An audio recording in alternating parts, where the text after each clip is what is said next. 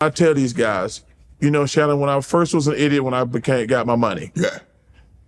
I had like 3 or 4 cars. And Dr. J says, how many of those cars can you drive at the same time? I said, what do you mean? He says, how many of those cars you got to drive at the same time? I says, 1. He says, well, why you got 4? He said, Chuck, this money got to last you for the rest of your life. He says, this money got to last you the rest of your life. He says, son, don't waste all your money on cars. Everybody know who you are. Wow. He said, if you pull up in a Kia, they know, oh, that's Charles Barkley. If you pull up in a Mercedes-Benz or a Rolls-Royce, that's Charles Barkley. But the problem is that money, it's not the fact that you can't afford that car. Right.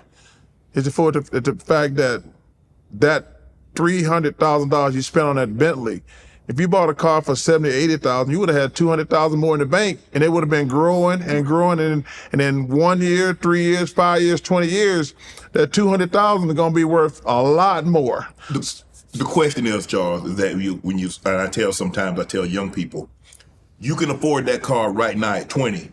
Will you be able to afford that car at 60? And her and Calvin had came down for a couple games. They said, well, Chuck, we're gonna be here a couple days and we got to get back to work. And I says, Grant just signed the first $100 million contract in NBA history. She says, sit your ass down, Charles. I said, Miss Hill. He says, Charles, I'm gonna just give you some advice. Do not start taking care of your family and friends, because number one, they're never gonna stop, and it's gonna ruin all your relationships. Mm-hmm. I said, what do you mean? He says, when you start giving people money, they're never gonna ask you for money one time. Right. But she said, the second thing is, no matter what you do for them, the first time you tell them no, they hate you.